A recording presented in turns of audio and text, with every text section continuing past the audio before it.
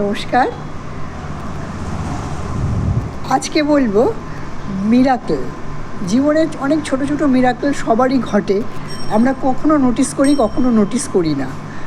আমি আমার জীবনে ঘটে যাওয়া অল্প কয়েকটা মিরাকেলের গল্প, পুরো যত মিরাকেল হয়েছে সব তো আর বলা সম্ভব না, ছোট করে কয়েকটা যেটা আমার মনে বেশি বেশি উল্লেখযোগ্যভাবে দাগ কেটে গেছে সেইগুলো বলছি।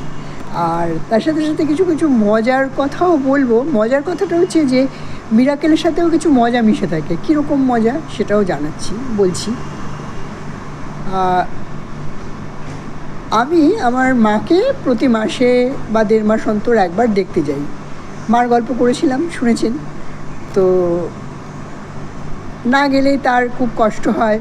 সে ঠিকই নিয়ে বলবে, তুই কবে আসবি, আমার শরীরটা ভাল লাগছে না। কেন জানে শরীরটার কথা যদি ভাল না লাগে বলে, তাহলে তো মেয়ে তো চিন্তা করতে শুরু করবে, এবং শত কাজ থাকলেও ঠিক টাইম বার করে মেয়ে পৌঁছে যাবে কোনো না কোনো সময়। হ্যাঁ, তো মা ডাকছে, যেতে তো হবেই। হ্যাঁ, আর মা এমনভাবে ডাকবে না যে আপনি আমি না গিয়ে আর পারবো না আর কি। হ্যাঁ, যাই, সেটা তো অন্য কথা। তো মার কাছে গেছি, এবার যাবো দুপুরবেলা, কী রোদ। হ্যাঁ, গাড়িও নিয়ে যাবো ইচ্ছে করছে না। হ্যাঁ, গাড়ি নিয়ে গেলে সেই ড্রাইভার যাবে, এবার তার আবার উস্কুসানি। হ্যাঁ, তার দেরি হয়ে যাচ্ছে, আমারও একটা মনের মধ্যে বাধা। তা আমি ভাবলাম যে এক কাজ করি, আজকে আমি বাসে করে চলে যাব। তো যথারীতি গেছি বাইপাসে।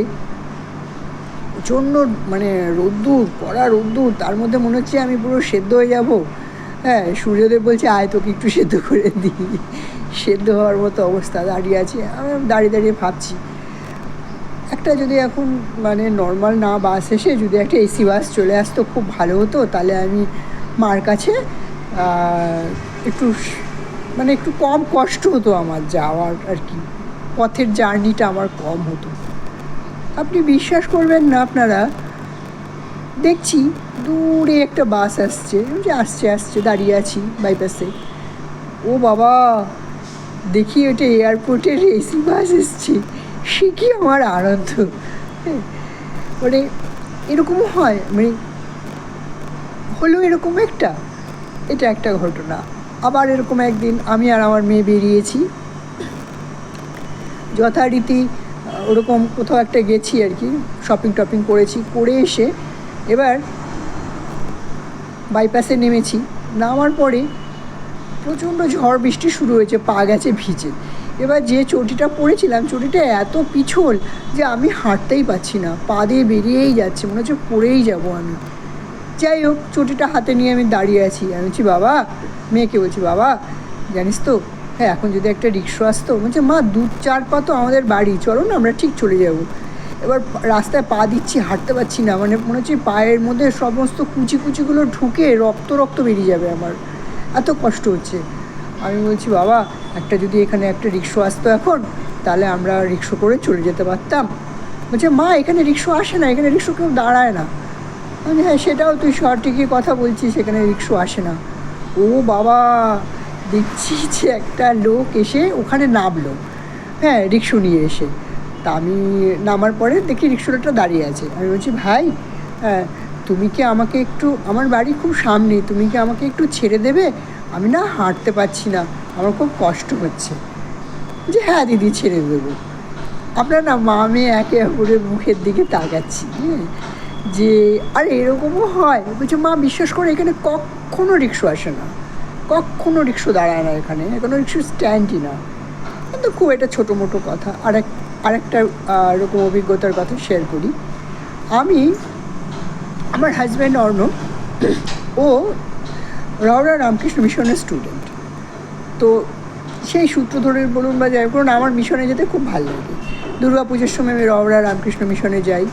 যখন আমি যেতে পারি না, তখন আমি নরেন্দ্রপুর রামকৃষ্ণ মিশনে যাই। হ্যাঁ, গিয়ে ভোগের প্রসাদ খাই, খুব ভাল লাগে আমার।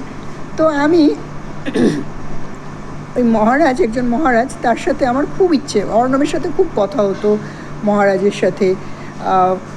ফোনে কথা বলতেন, SMS-এ কথা বলতেন, অর্ণব খুব কথা বলতেন অর্ণবের সাথে। তো আমার খুব ইচ্ছে ছিল আমি ওই মহারাজের সাথে দেখা করব। তো একদিন শোভাবাজারের দিকে একটা যে গিরিশ ঘোষের মূর্তি আছে ওখানে একদিন বলরাম মন্দির আছে, ওখানে একদিন মহারাজ ছিলেন। তো আমাদেরকে বললেন যে আমরা ওখানে আছি, তোমরা ওখানে আসতে পারো। আমি আর অর্ণব সেই গাড়ি নিয়ে যাচ্ছি, মানে এত জ্যাম। মহারাজের একটা নির্দিষ্ট টাইম অবধি মহারাজ ওখানে থাকবেন, তারপর আর মহারাজ বেরিয়ে চলে যাবেন, দেখা হবে না আর কি। আর আমার তো কীরকম অস্থির লাগে যে আমি মহারাজের সাথে দেখা করব। হ্যাঁ, আমি মহারাজের একটু পায়ে হাত দিয়ে প্রণাম করব, এরকম আমার ইচ্ছে মনে জেগেছে। তো যাই হোক, সেদিন আর জ্যাম এমন হলো যে আমরা আর সেই বলরাম মন্দিরে পৌঁছাতে পারলাম না, আমার আর মহারাজের সাথে দেখা হলো না। হ্যাঁ, আমার মনটা খুব ভারাক্রান্ত হয়ে গেল যে মহারাজের সাথে আমি দেখা করতে পারলাম না। তারপরে মানে বিষয়টা হচ্ছে এখানে আমি নরেন্দ্রপুর রামকৃষ্ণ মিশন থেকে যোগার ট্রেনিং নিয়েছি। তো আমি ওখানে একদিন গেলাম, দেখি যোগার ট্রেনিংয়ের একটা মানে বেরিয়েছে। তো আমি বললাম যে আমি এখানে ভর্তি হবো। অর্ণব বললো হাও, অসুবিধে কী আছে, কোনো সমস্যা নেই। তো আমি ভর্তি হলাম ওখানে। ভর্তি হয়ে প্রথম দিন যেদিন ক্লাস হবে আর কি, হওয়ার আগে ইন্ট্রোডাকশান হচ্ছে সব স্টুডেন্টদের সাথে। তো আমিও বসে আছি, দেখলাম একজন মহারাজ। আমি কিন্তু মহারাজকে চিনি না, মানে আমার যার সাথে দেখা হওয়ার কথা আর কি, মানে ছিল বলরাম মন্দিরে। তো আমি মহারাজকে তো চিনি না। তা আমি বসে আছি, সবাই যে যার মতো বলছে ওঠো, নাম বলো, কার কী নাম। মহারাজরা যেরকম আদেশ দেন আর কি। তো একজন করে নাম বলছে। তো আমিও আমার যখন আমার লাইন এসছে আর কি, এবার আমাকে দাঁড়িয়ে বলতে হবে। আমি উঠে হাত জোর করে নমস্কার বললাম। বলছে, তাকিয়ে আছে মহারাজ আমার দিকে, বলছে যে তুমি রীতা? আমি না, মানে কি বলুন তো, আমার চোখ দুটো সেই বড় হয়ে যেন খুলে পড়ে যাবে তখন। আমি বলছি হ্যাঁ মহারাজ, আমার নাম রীতা। বলছে অর্ণব রীতা? হ্যাঁ। আমি বললাম হ্যাঁ, অর্ণব রীতা। বলছে যে আচ্ছা বসো, আর কিছু বলতে হবে না তোমাকে। হ্যাঁ,